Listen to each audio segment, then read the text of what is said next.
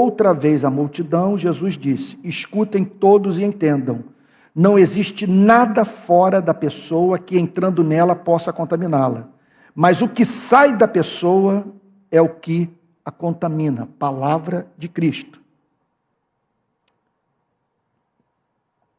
Mais uma vez, Cristo chama apaixonadamente a atenção para a necessidade impreterível de pessoas se protegerem das organizações religiosas.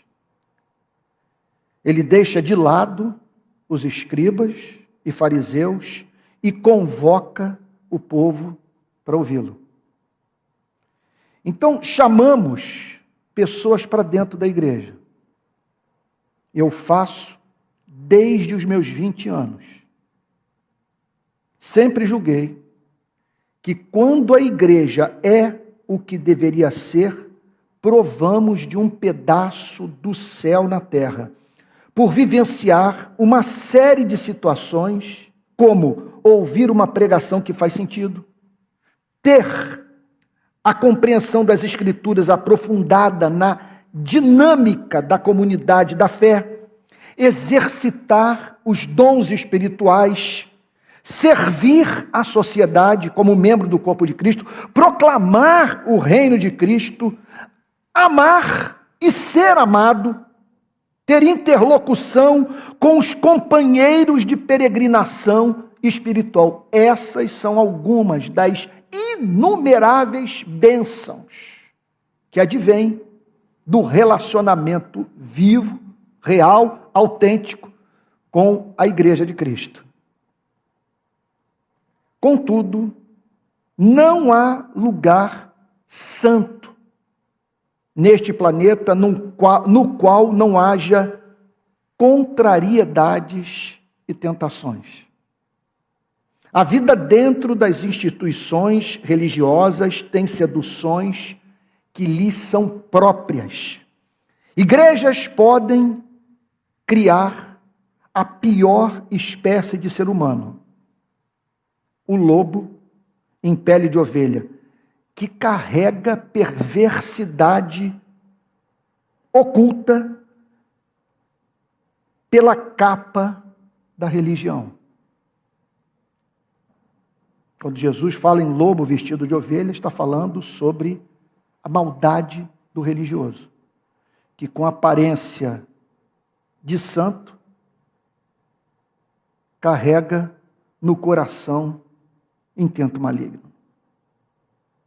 As pessoas mais preocupadas com a preservação dos valores morais podem ser encontradas entre as mais perigosamente ingênuas, traiçoeiramente desumanas e sorrateiramente gananciosas. Por essa razão, o apelo de Cristo nesses versos. O que Jesus queria dizer? Pela graça divina, seus discípulos pediram que ele lhes explicasse.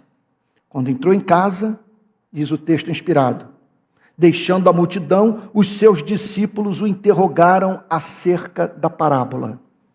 Apesar da lentidão em entender a mensagem de Cristo, os discípulos fizeram o que todos deveríamos fazer nas horas de dúvida: buscar a compreensão da verdade na presença de Cristo. É assim que se faz teologia. Quem prepara um sermão, redige um artigo, ou escreve um livro sem fazer pausas para adorar, clamar por iluminação, ou confessar seu pecado, não está fazendo teologia. Teologia é feita assim, como os discípulos o fizeram nessa passagem. Teologia nasce do amor, aprofunda-se por meio da adoração e avança em meio ao espanto, a perplexidade diante da beleza da verdade. Nenhum pregador tem o direito de expor publicamente dúvidas, dificuldades intelectuais e conflitos éticos enquanto não os tratou em secreto na presença de Cristo. O texto prossegue. Então Jesus lhes disse: assim vós também não entendeis, não compreendeis que tudo o que de fora entra no homem não pode contaminar, porque não lhe entra no coração, mas no ventre, e sai para lugar escuso? E assim considerou ele puros todos os alimentos. Então aqui Cristo expressa seu desejo de que a igreja esteja apta a discernir a verdade.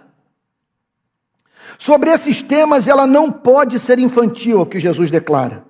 É seu dever ter seus sentidos espirituais desenvolvidos a fim de ser sal da terra e luz do mundo. Sempre será bom a igreja ter em seu seio gente preparada para fazer ponte entre a teologia e as demais disciplinas do saber humano. Mas, acima de tudo, a igreja deve ser boa de Bíblia, capaz de mostrar excelência intelectual, discernimento ético e capacidade de correlacionar a verdade revelada aos assuntos práticos da vida. O que havia de tão elementar na mensagem de Cristo e sobre o que os seus discípulos deveriam ter demonstrado capacidade de discernimento, à luz dessa passagem? A resposta: existem modelos de espiritualidade que não colaboram para a santificação do coração. Vou repetir. À luz dessa passagem, Cristo torna evidente o fato trágico que existem modelos de espiritualidade que não colaboram para a santificação do coração. Líderes religiosos são pródigos em manter pessoas entretidas com tolices que as mantêm longe dos assuntos mais importantes da vida. Mais que isso, há toda uma legislação religiosa que desperta escrúpulos desnecessários. É o que Cristo está ensinando nessa passagem. Escrúpulos desnecessários. Pessoas podem considerar a si mesmas impuras por motivos tolos, passando a enfrentar noites mal dormidas, perda da alegria da salvação ou horas gastas em psicoterapia pelo fato de julgar que também Deus se preocupa com as sandices que lhes foram ensinadas pela religião. No caso específico que Cristo está tratando nessa passagem, tudo girava em torno da suposta contaminação espiritual por meio da não observância de rituais de purificação. Cristo não poderia ter sido mais direto. Permita-me fazer uma paráfrase do que ele declarou. Essa gente está preocupada com o que vira fezes, o que entra pela boca, passa pelo esôfago, é digerido pelo estômago e vai parar no intestino e, enfim, é lançado na privada. É isso que ele está dizendo. Nesse trajeto, o coração não foi contaminado, o ser não sofreu alteração, a comunhão com Deus não foi rompida. Pura e abençoada digestão, e não pura e maldita contaminação. Algo importante estava acontecendo naqueles dias, à luz dessa passagem. A ética avançava. A igreja era chamada para o amadurecimento. O Antigo Testamento deveria ser estudado a partir do novo princípio hermenêutico. Olha o que o texto diz. E assim considerou ele puros todos os alimentos, afirma o evangelista, afirma Marcos. Há 3 espécies de lei no Antigo Testamento. Por favor, é de fundamental importância que saibamos ler o Antigo Testamento. E para que entendamos o Antigo Testamento, é essencial que estejamos familiarizados com o conteúdo das 3 espécies de lei presentes no Antigo Testamento. Primeiro, as leis civis, que serviam como legislação da teocracia judaica. Segundo, as leis cerimoniais, que regulavam o culto e guardavam nos seus ritos elementos de uma didática que visava preparar os homens para a vinda do Messias. Terceiro, encontramos as leis morais, que revelavam a vontade moral de Deus para a vida do seu povo. Vamos repetir? Leis civis, leis cerimoniais e leis morais. 3 espécies de lei que nós encontramos no Antigo Testamento. A primeira, as leis civis, quer dizer, prescreveu com o fim da teocracia judaica e o advento do reino de Cristo. A segunda estava naqueles dias caindo em desuso a partir do que, como vimos, o próprio Cristo declarou. A terceira é perene e tornada mais profunda pelo Evangelho. Saber fazer esse corte é essencial para que a igreja viva a liberdade que Cristo promulgou com o seu Evangelho.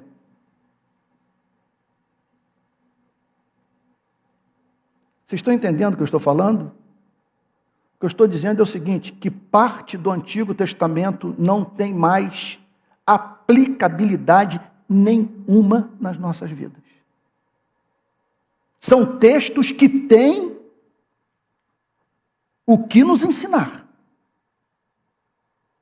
mas que não devem mais reger as nossas vidas na aliança pelo sangue de nosso Senhor e Salvador Jesus Cristo. Nesse pacto que temos com Deus por meio do sangue de Jesus. Então, para você saber que essa aqui não é uma teologia tupiniquim, de quem não tem mantido diálogo com a tradição teológica, não estou aqui fazendo afirmações desconectadas, permitam-me dizer, do melhor da produção teológica reformada. Então vamos pegar um teólogo reformado do século XIX, Charles Hodge, o que ele tem a dizer. Todas aquelas leis no Velho Testamento que tinham base nas circunstâncias peculiares dos hebreus deixaram de ser obrigatórias quando se desvaneceu a antiga dispensação. Cristo inaugura uma nova era. O que nos cabe fazer? Não manter a mesma relação que o povo de Israel mantinha com o Antigo Testamento. Fato é que igrejas podem retornar ao modelo de espiritualidade do Antigo Testamento. Observe a diferença entre uma coisa e outra. O avanço é notável. Tudo no Novo Testamento é mais simples, mais espiritual e mais belo. Cristo descomplica a relação com Deus. Permita-me citar uma passagem extensa, extraída de uma das obras do grande Martin Lloyd Jones. Um parágrafo que fala sobre o seu ponto de vista acerca do Antigo Testamento e da relação do Novo Testamento com o Antigo Testamento. Eu vou ler pausadamente, o texto é magnífico. Devemos enfatizar a superioridade da nova dispensação do pacto sobre a antiga dispensação do mesmo pacto. A antiga foi mediada através de servos, Abraão e Moisés, mas a nova tem sido mediada através do Filho de Deus. A verdade na antiga dispensação estava em parte revelada e em parte oculta em tipos e sombras. Todavia, na nova dispensação, ela está claramente revelada na encarnação de Jesus Cristo, no que ele fez, ensinou e realizou, bem como na obra do Espírito Santo. Sob a antiga dispensação, a revelação foi abundantemente carnal e material na forma. Quando ele fala carnal, ele não está falando no sentido de prática pecaminosa. Ele está falando que é uma revelação muito voltada para as demandas do corpo. Então, repetindo. Sob a antiga dispensação, a revelação foi abundantemente carnal e material na forma, ao passo que agora ela é inteiramente espiritual. Então aqui Lloyd Jones cita Hebreus 9, que fala com clareza sobre a superioridade da nova dispensação. A antiga dispensação destinava-se a um só povo. A nova, agora, na nova, ela não é mais restringida. Ela se destina a todas as nações, em todos os lugares. Ela se destina ao mundo, diz Martin Lloyd Jones. Sob esta nova economia, o Espírito Santo foi derramado. O resultado é que a bênção é maior no seu escopo no Novo Testamento. Há maior conhecimento, maior percepção e, portanto, maior desfruto dessas bênçãos. Abraão viu essas coisas apenas de longe e exultou, segundo João capítulo 8, verso 56. Nós não vemos de longe, vemos na radiante luz do dia e por isso a nossa alegria é maior. Fecha aspas. Portanto, há testes que podemos aplicar à vida de uma igreja a fim de saber se ela está mais próxima do Antigo Testamento do que do Novo Testamento.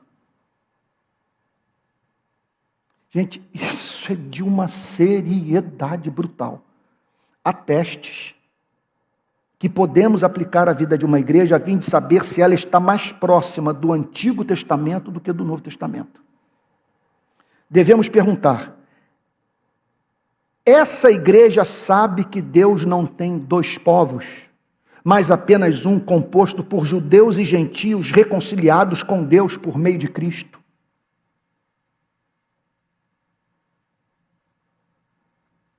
Se essa igreja coloca no seu templo a bandeira de Israel, ela não entendeu o Novo Testamento.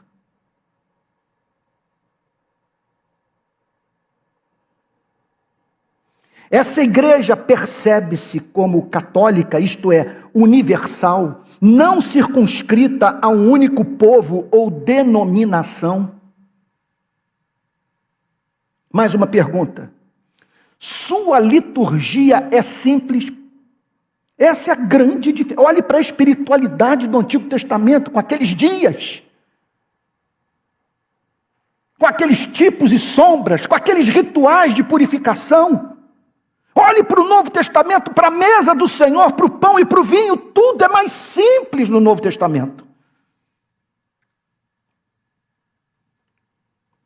Mais uma pergunta, para sabermos se a igreja está mais próxima do Antigo Testamento do que do Novo Testamento. Ela faz separação entre igreja e Estado? Entre esfera espiritual e esfera política? Outra pergunta. Suas ambições são mais transtemporais? Ou seja, teologia da prosperidade tem espaço no seu meio? Ou é rechaçada pelo fato do coração dessa igreja estar na glória? Mais uma pergunta. É uma igreja mais focada na Nova Jerusalém do que na terra da qual mana leite e mel? Outra pergunta dura. Quem ocupa o seu púlpito, Moisés ou Jesus Cristo? Esse é um teste que temos que aplicar para saber se essa igreja está mais próxima do Antigo Testamento do que do Novo Testamento. Mais uma pergunta. Ela deixou de olhar para o Monte Sinai a fim de contemplar o bebê Jesus mamando no seio de Maria? Onde os seus olhos estão fixados? Naquela montanha pegando fogo ou no bebê mamando no seio de Maria?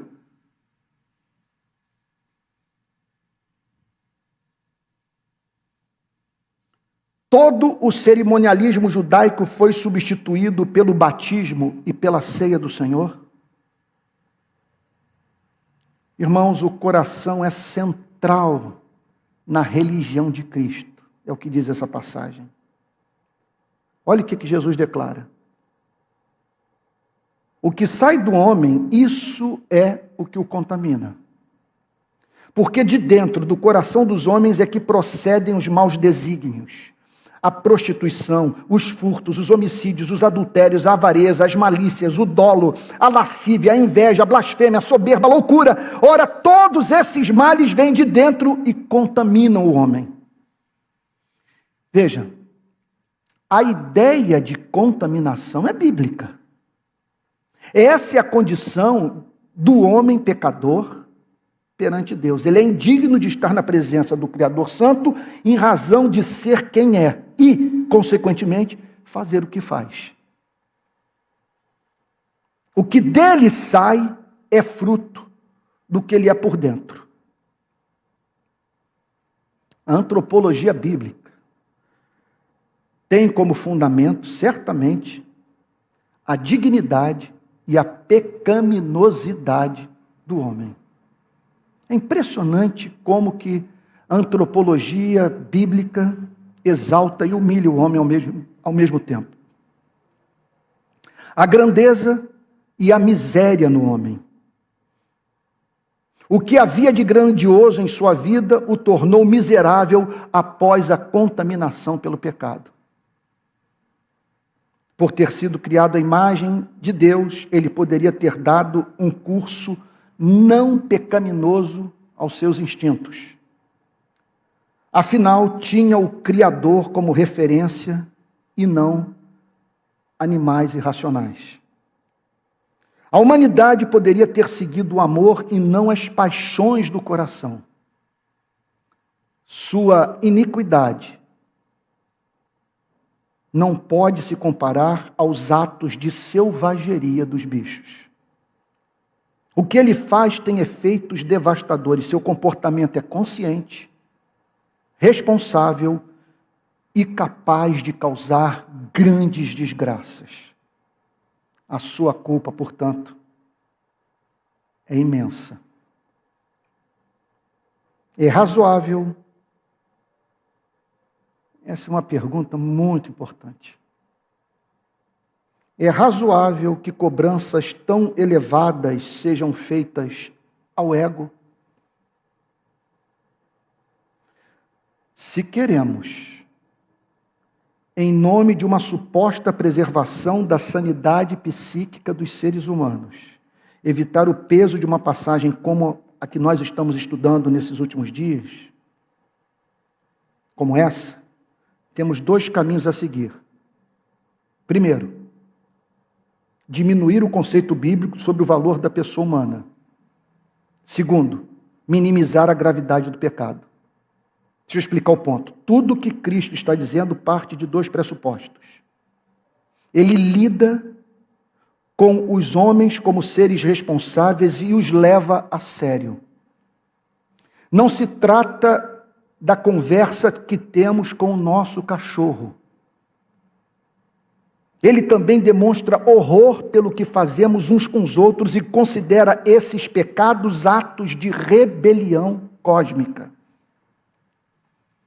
Deus, segundo essa passagem, não pode ser indiferente a eles. Portanto,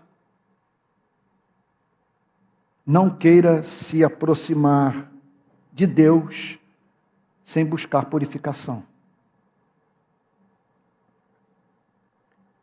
É importante dizer que quando fazemos uma afirmação no campo da filosofia, precisamos saber se ela tem aplicação prática, se é verdadeira, se descreve o mundo tal como ele é e se nos permite viver nele.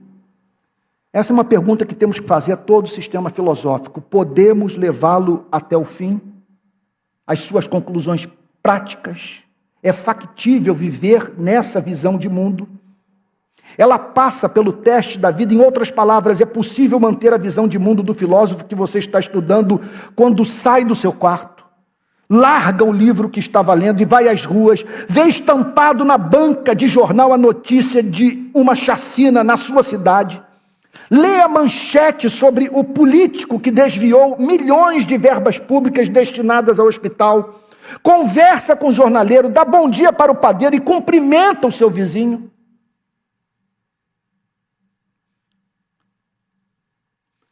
Irmãos, podemos ensinar que nosso comportamento é geneticamente programado, que a biologia é tudo, que o meio determina a volição, que o menino que um dia fomos nos guia pela mão até a sepultura e que não há nada que possamos fazer.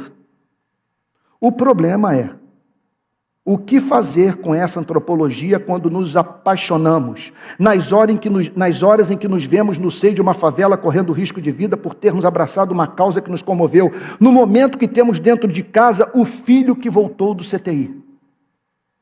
Como explicar esses sentimentos? Não podemos falar sobre beleza, sentido e liberdade se a evolução cega nos transformou em autômatos que fazem o que fazem pelo simples interesse inconsciente de preservar a espécie. O cristianismo não faz isso conosco. Cristo nos trata com respeito. É possível também dizer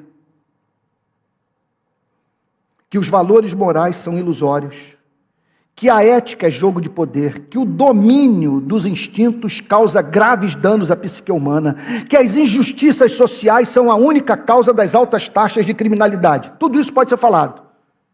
Agora, como aplicar essa antropodiceia, quer dizer, uma justificativa dos comportamentos pecaminosos humanos?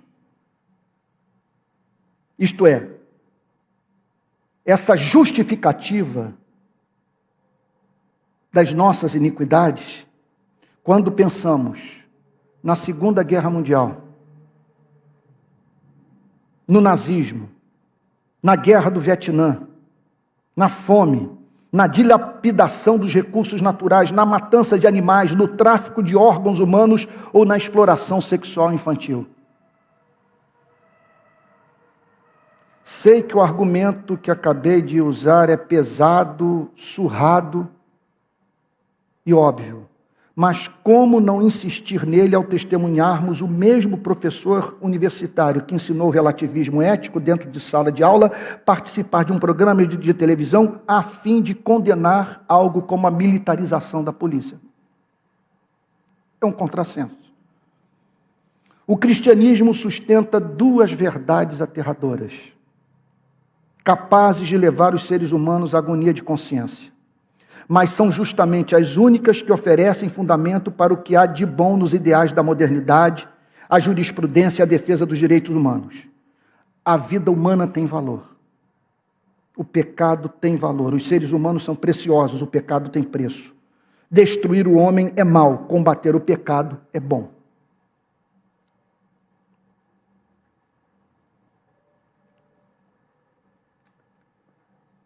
Versos de 18 em diante. Jesus lhes disse: então vocês também não entendem, não compreendem que tudo que está fora da pessoa, entrando nela, não a pode contaminar, porque não entra no coração dela, mas no estômago e depois é eliminado. Assim Jesus considerou puros todos os alimentos. E dizia: o que sai da pessoa, isso é o que a contamina, porque de dentro do coração das pessoas é que procedem os maus pensamentos, as imoralidades sexuais, os furtos, os homicídios, os adultérios, a avareza, as maldades, o engano, a libertinagem, a inveja, a blasfêmia, o orgulho, a falta de juízo. Todos esses males vêm de dentro e contaminam a pessoa. Então, não há como relativizar a lista de atos e sentimentos pecaminosos apresentada por Cristo. Vamos analisá-la? Vamos lá. Maus desígnios. O que significa o mau desígnio? Presente nessa passagem. É dialogar consigo mesmo a fim de planejar o mal. Como relativizar uma coisa como essa? Como dizer que ela não existe? Como atribuir à biologia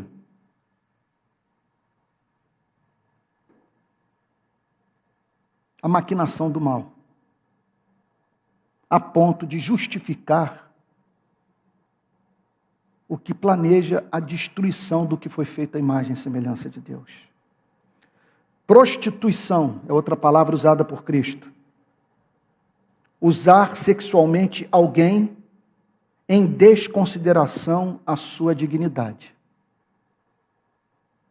É óbvio que há uma ética sexual nas Sagradas Escrituras. Nós não podemos tocar no corpo de um ser feito à imagem e semelhança de Deus impunemente. Devemos nos considerar sempre responsáveis por quem cativamos. Furtos. Apropriar-se do que por direito não lhe pertence. Homicídios. Matar a obra-prima de Deus.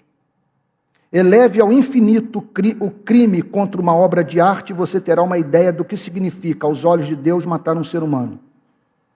É como ir ao Museu Metropolitano de Nova York e passar a faca num quadro de Monet.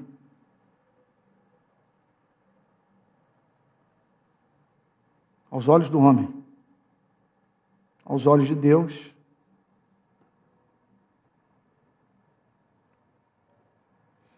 destrua toda a produção artística dos seres humanos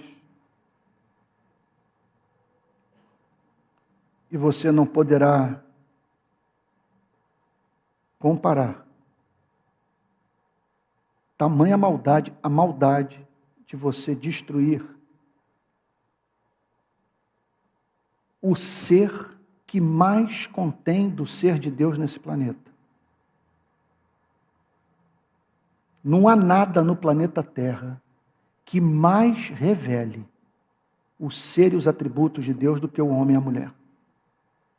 Que levou Calvino a dizer que se você quer conhecer ao homem, conheça a Deus. Se você quer conhecer a Deus, busque conhecer o homem.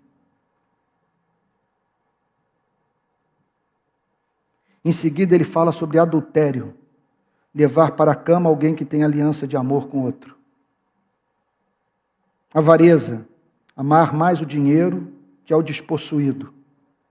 Malícia, desejar o mal. Dolo, enganar e prejudicar pessoas. Lascívia, mimar desejos que desconsideram a santidade da vida do próximo. Falta de domínio próprio em relação a impulsos perversos. Lascívia. Inveja. Entristecer-se por alguém obter o que você não tem. Jesus não relativiza nenhuma dessas práticas pecaminosas. Não há espaço para nos sentirmos livres para ser maus porque Deus é bom. Dolo, enganar e prejudicar pessoas. Lascívia, eu já disse, mimar desejos que desconsideram a santidade da vida do próximo. Falta de domínio próprio em relação a impulso perverso. Inveja, entristecer-se por ver alguém obter o que você não tem. Blasfêmia. Ir às redes sociais e divulgar o deslize de alguém, arruinando sua imagem pública e roubando o seu nome. O nome disso é blasfêmia. Soberba. Perder de vista o fato de que amanhã você pode invejar a saúde do porteiro do prédio onde mora e que você não está em condição de tirar onda com ninguém, que você não tem o direito de exigir que todos o reverenciem, uma vez que não é a referência maior do que é belo, justo e santo. Que o orgulho, portanto, é perda do contato com a realidade. Jesus também fala sobre loucura, praticar o supramencionado e ainda querer o amor dos homens e de Deus. Exigir amor do próximo sem você dar motivo para a estima. Jesus prossegue dizendo: ora, todos esses males vêm de dentro e contaminam o homem. Temos, portanto, um ser que não pode manter comunhão com Deus devido à sua corrupção. É o que Jesus está ensinando aqui. A santidade divina impede o silêncio divino. Deus tem de falar. a natureza, os sofrimentos humanos, o colapso da vida em sociedade, as guerras, os conflitos entre pais e filhos, os divórcios, o processo de envelhecimento, a nossa consciência, Moisés, a lei, a morte, o juízo final, tudo fala. Os céus declaram que há algo errado conosco. E eu não sei como que a igreja pode ter vergonha de falar sobre essas coisas, especialmente quando olha para o que está acontecendo na Ucrânia. Então, os adeptos da chamada teologia da missão integral da igreja, ou da chamada missão integral da igreja, cuja vida é integralmente dedicada à política, não estou dizendo que essa é a atitude de todos, o que eu estou dizendo é que não poucos que se envolveram com a missão integral da igreja dedicam quase que integralmente a vida à política. E esses deveriam ouvir a mensagem de Cristo. Por que eu estou dizendo isso? Qual mudança política é capaz de mudar o coração humano? Me mostre que universidade dá conta dessa lista apresentada por Cristo. Que projeto de educação para esse país pode dar conta da carne? Vocês estão entendendo o ponto? Que ministro do Supremo, ou que canetada do presidente da República podem purificar o coração do homem e da mulher? O que Jesus está nos apresentando aqui é um mal que só pode ser combatido mediante a pregação do Evangelho no poder do Espírito Santo. Qual teoria político-econômica dá conta da nossa natureza? Então aqui fica evidente que os cristãos têm o dever de sair pelo mundo chamando homens e mulheres para se reconciliarem com o seu Criador. Igrejas têm de ser plantadas, grupos pequenos abertos. Os campos missionários necessitam receber investimento e a igreja deve recusar-se virar uma ONG. Isso é muito importante de ser frisado. Aqui está a lista de Cristo. Aqui está o nosso Salvador falando sobre adultérios, avareza, maldade, engano, libertinagem, inveja, blasfêmia, orgulho, falta de juízo. Irmãos, só a pregação do Evangelho no poder do Espírito Santo dá conta dessa natureza de bode dos seres humanos. Então, entenda, contudo, uma coisa: a mensagem do cristianismo não é somente essa. Cristo veio ao mundo para nos livrar dos mecanismos infantis que nós criamos a fim de nos descontaminarmos. Vocês estão entendendo o ponto? Essa passagem está falando sobre a preocupação da tradição religiosa judaica com a purificação. Só que eles pensavam em termos de lavagem de mãos, de utensílios, de jarros, de garfo e faca, coisas do gênero. E o Senhor Jesus está aqui dizendo, a preocupação com a purificação, ela não é em si equivocada. O problema é que vocês perderam de vista o que significa, aos olhos de Deus, passar por um processo de purificação. Então, Cristo veio ao mundo para nos livrar dos mecanismos infantis que nós criamos a fim de nos descontaminarmos. Os rituais religiosos de purificação são uma afronta aos céus, é o que Jesus está dizendo nessa passagem. Como crer que as nossas mãos sujas de sangue podem ser lavadas pelas bizarrices inventadas pela religião? Qual peregrinação, voto, promessa, penitência ou banho nas águas do Jordão pode tornar um homem agradável a Deus? São bizarras também as tentativas mais sofisticadas de descontaminação. Negar o livre-arbítrio humano, no sentido de contestar o fato de que o homem faz o que quer fazer e que seu comportamento é consciente e responsável. são formas mais sofisticadas de nos considerarmos puros aos nossos olhos. Ensinar o determinismo químico, biológico, genético, social, inconsciente.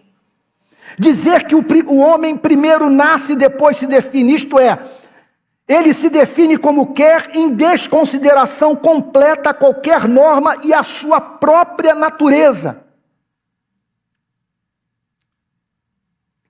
Maravilhosa liberdade. Como se o ato de escolher sua identidade não fosse pautado pela cultura. Alguém que passa o roteiro para o ego e o cumpre fielmente. É assim que a cultura funciona. Ela passa um roteiro para o nosso ego e nós cumprimos fielmente esse roteiro. É o que eu estou querendo dizer. Hitler definiu a raça ariana como o melhor exemplar da espécie humana, digna, portanto, de a tudo pilhar e a todos subjugar. Milhões o seguiram. Nesse fenômeno, homens e mulheres passaram a se definir como obra-prima da evolução. E tudo culminando em Hermann Göring, Erwin Rommel e Joseph Goebbels. Então, vale a pena, nesse sentido, eu estou pegando uma situação in extremis, uma cultura fascista, totalitária, delineando o caráter humano, passando um script diabólico e uma sociedade inteira cumprindo.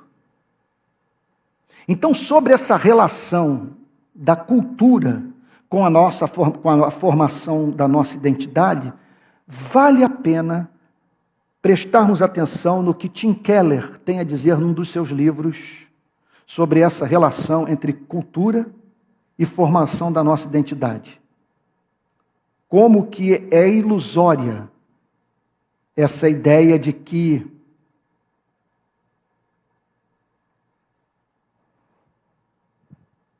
somos livres, absolutamente livres para definir a nossa identidade. Sem que para isso sejamos pautados pela cultura. Tim Keller diz o seguinte, olha só. Imagine um guerreiro anglo-saxão na Grã-Bretanha de 800 depois de Cristo. Ele tem dois impulsos e sentimentos interiores muito fortes. Um deles é a agressão. Ele adora esmagar e matar pessoas quando elas lhe faltam com respeito. Vivendo em uma cultura de vergonha e honra e de ética bela, ele se identificará com esse sentimento. Dirá a si mesmo, este sou eu.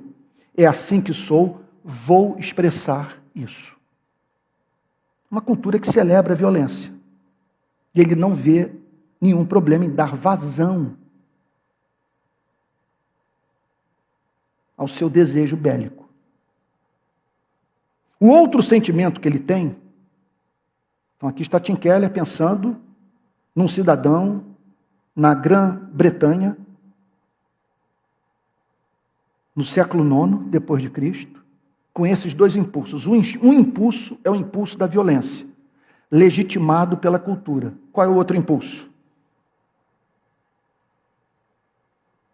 O outro sentimento que ele tem, diz Keller, é de atração pelo mesmo sexo. Nesse sentido, ele dirá, esse não sou eu. Vou controlar e suprimir esse impulso. E aí Tim Keller declara o seguinte, imagine agora um jovem que esteja caminhando por Manhattan atualmente. Ele tem os mesmos dois impulsos, ambos igualmente fortes, igualmente difíceis de controlar. O que ele dirá? No tocante à agressão, ele pensará, não quero ser assim. E buscará libertação na terapia e em programas de gestão da ira. Ele refletirá, porém, sobre o seu desejo sexual e chegará à seguinte conclusão: este é quem eu sou.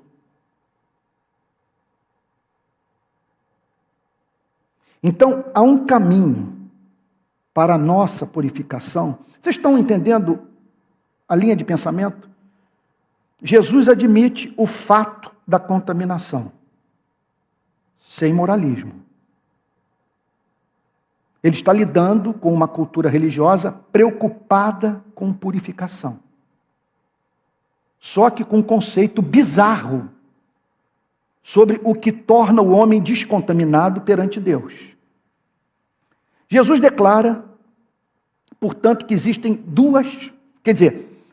duas formas de nós nos purificarmos. Uma é através dessas práticas bizarras que nos são sugeridas, às vezes impostas pela religião. Outras são mais sofisticadas, de você se eximir de toda responsabilidade ao atribuir a causa das suas ações a motivações de natureza químico-biológica, social, inconsciente e assim por diante.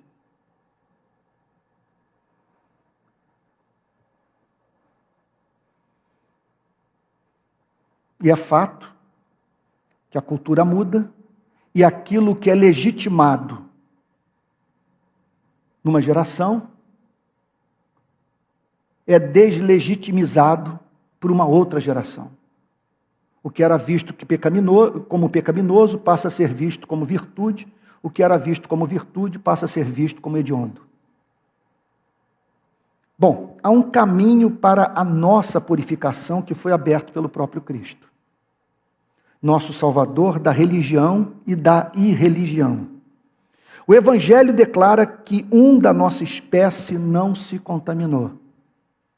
Por isso terminou seus dias sem precisar pedir perdão aos céus pelo que fizera com a sua vida. Ele amou a Deus e ao próximo.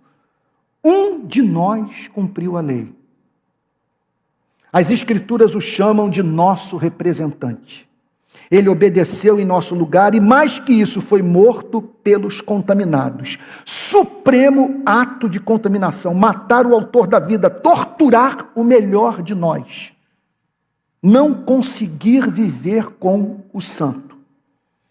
O Filho de Deus foi morto pelas nossas transgressões. Nada é ensinado nas Escrituras com mais clareza do que essa verdade. Sua morte não teve como objetivo torná-lo um exemplo a fim de que, ao imitá-lo, pudéssemos ser purificados. Esse é o grande erro do excelente livro A Imitação de Cristo, que passa a ideia que nós somos salvos por imitarmos a Cristo. Nós não somos salvos por imitarmos a Cristo. Nós somos salvos pelo sangue de Cristo que foi derramado no Calvário. E uma vez essa mensagem compreendida por nós, somos movidos a imitar a Cristo, não em razão do objetivo de herdarmos a vida eterna, mas por nos vermos como partícipes das bênçãos da vida eterna, como receptáculos do dom da vida eterna.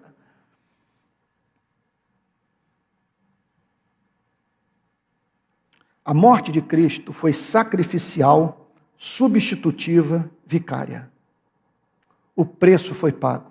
Seu sangue foi derramado para a nossa purificação. Não há mais necessidade de sufocar. Isso é lindo. Não há mais necessidade de sufocar a verdade a fim de permanecer na irreligião. Não há mais necessidade de praticar bizarrices visando comprar a salvação na religião. Basta arrependimento e fé. Era essa a mensagem. Lá estavam aqueles homens se lavando, se purificando, iam para o mercado, tocavam no gentio, se sentiam cerimonialmente impuros. A instituição religiosa se transformando em viveiro de psicopatologia. E aqui está o Senhor Jesus nos apresentando o caminho da purificação.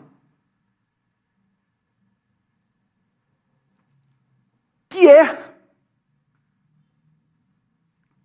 aquele que nas Escrituras é chamado de Evangelho. Um da nossa espécie cumpriu a lei. Morreu por nós. E ao nos apropriarmos dos benefícios do seu sangue, podemos nos aproximar de Deus, usando as palavras de Martim Lutero, confiando mais na misericórdia dele do que na nossa inocência. Permita-me citar uma passagem extraordinária de Martim Lutero. Olha que pregação.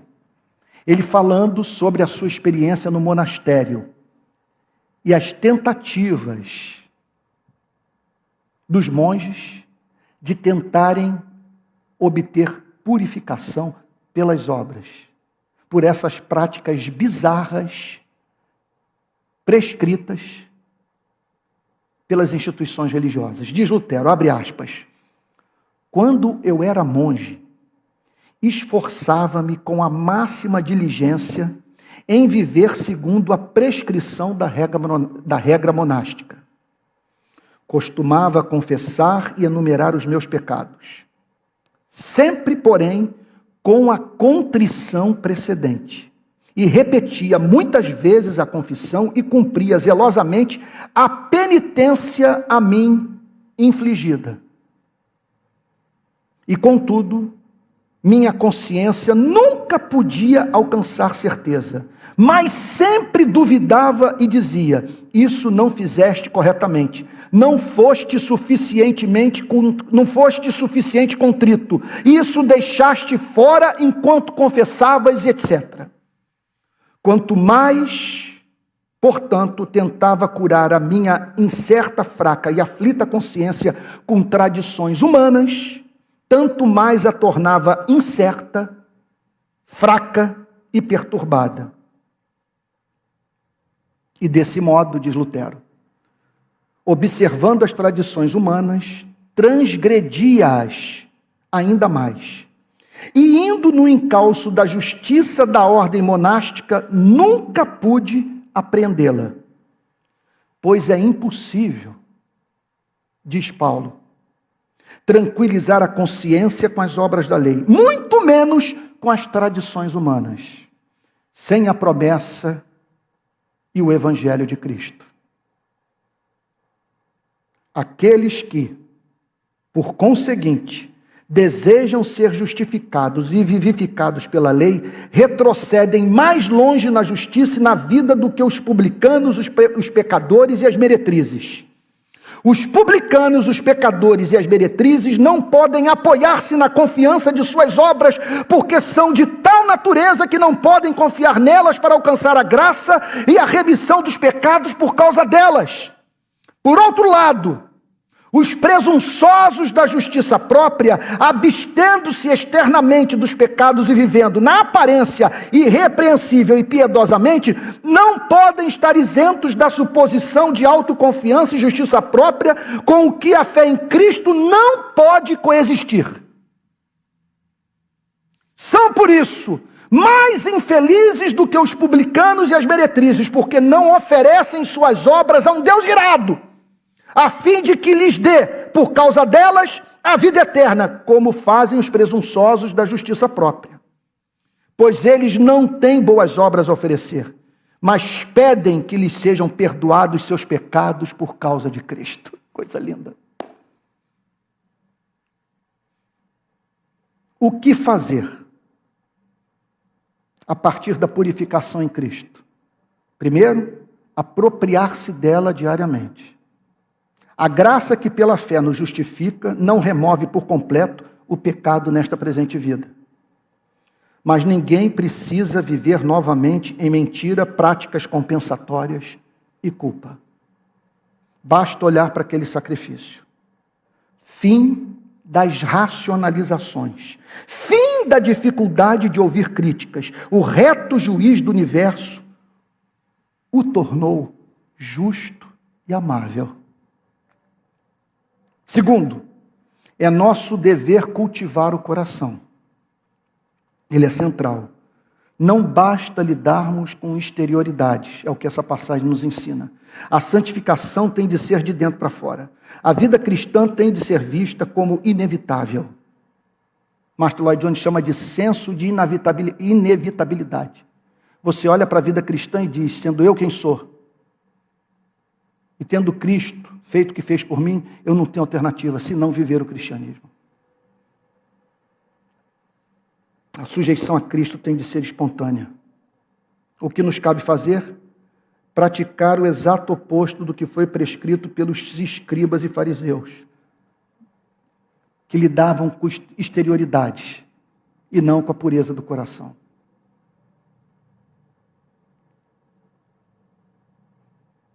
As disciplinas espirituais são de valor incalculável nessas horas. Separar tempo para orar, participar da ceia do Senhor, ler a Bíblia em espírito de oração, buscar a solitude, ouvir boa música, praticar as virtudes cristãs até as mesmas se transformarem em hábito, manter comunhão com os irmãos na fé e pensar. Olhar para tudo que vimos até aqui e dizer, diante do espetáculo de horror produzido pelos que estão dentro e fora da igreja, a mim só cabe correr para Cristo e na sua presença, em parceria com Ele, buscar apresentar diariamente a Deus como resposta grata ao seu favor e merecido, uma vida que o agrade.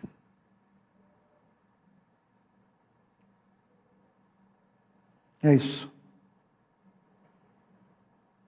Se não entendermos as lições que podem ser extraídas desse texto magnífico, apesar de duro, Marcos capítulo 7, do verso 1 ao 23, escute o que eu vou lhe dizer.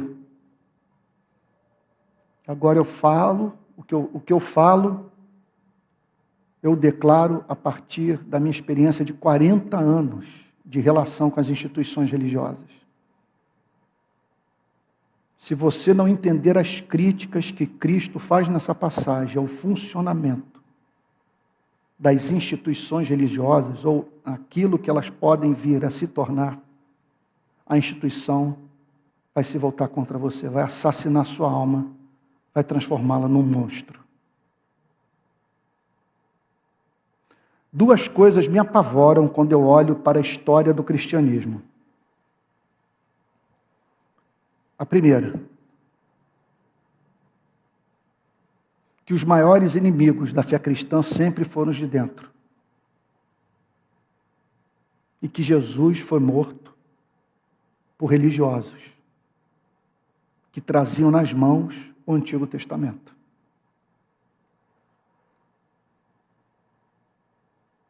Segundo fato que pode ser extraído da história do cristianismo.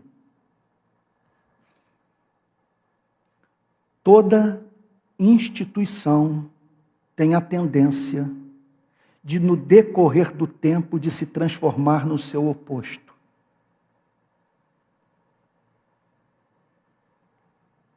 Então, se fazemos parte de uma instituição como essa, ou qualquer outra que leve o nome de cristã, nós temos que regularmente passar os valores dessa instituição, sua teologia, sua praxis, pelo crivo da pregação de Cristo. E é nesse sentido que eu lhes digo que essa série de exposições que estou fazendo no púlpito da Igreja Presbiteriana Betânia nos coloca em contato com aquilo que na mensagem de Cristo mais pode nos blindar para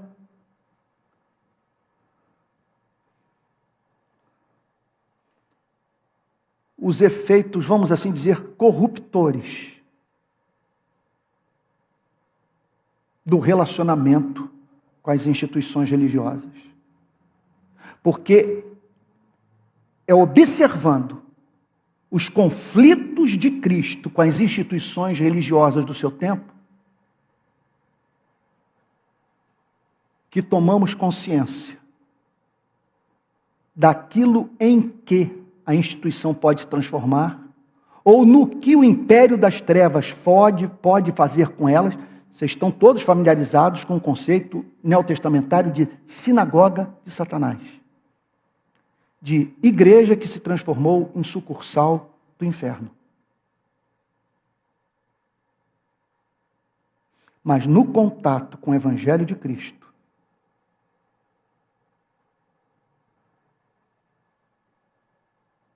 nós podemos fazer com que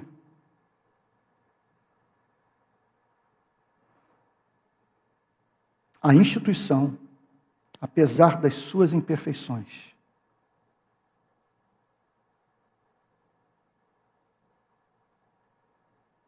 meu Deus, seja local de abrigo, de aconchego, de renovação da esperança, uma comunidade na qual você encontra seus melhores amigos e na companhia deles. Na companhia deles. Luta pela transformação do mundo, mediante a pregação do Evangelho e a prática das obras de amor. Esses conflitos, portanto, revelam todo o horror das instituições religiosas.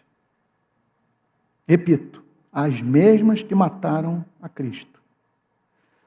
Mas nesses conflitos emerge o Cristo, luz do mundo, lírio dos vales, estrela da manhã. Porque nesses golpes que ele desfere, mesmo numa passagem como essa, que pode surpreender alguns, por não conseguirem harmonizar declarações tão duras com a imagem que temos de Cristo, de Cordeiro,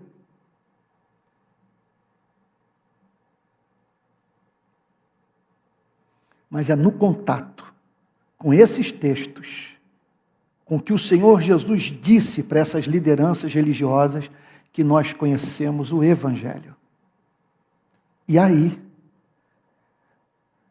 passamos a divisar um Cristo formoso, digno de ser amado.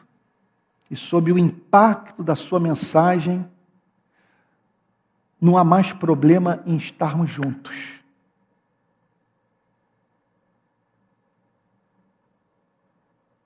E servirmos a Cristo na igreja, porque ela é viável. Em razão do poder do Evangelho, do poder do Espírito Santo e da referência de vida que temos em nosso Senhor e Salvador Jesus Cristo. E somente assim nós vamos fazer com que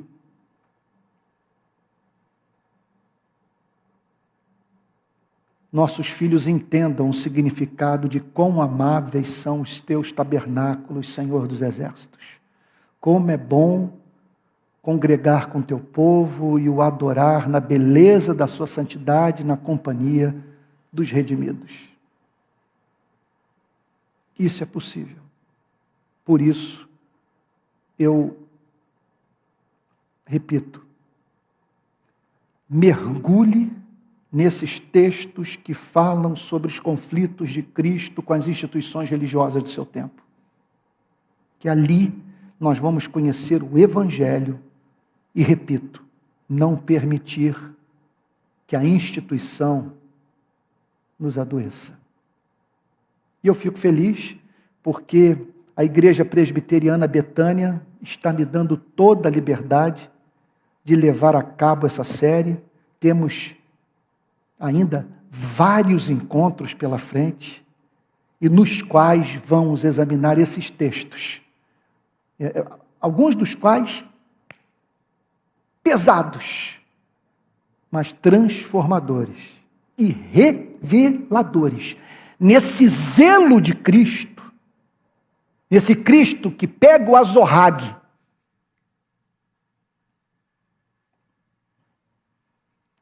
expulsa do templo os que estavam transformando religião em comércio. Quer dizer, é nesse zelo que vemos a paixão que ele tem pelas nossas vidas. Porque uma coisa é certa, ele não quer nos ver doentes dentro da instituição. Que Deus o abençoe, que Deus abençoe você que está nos assistindo das mais diferentes regiões do Brasil. Que Deus o guarde. E até a próxima segunda-feira, às 8 horas da noite. Fique com Jesus. Boa noite.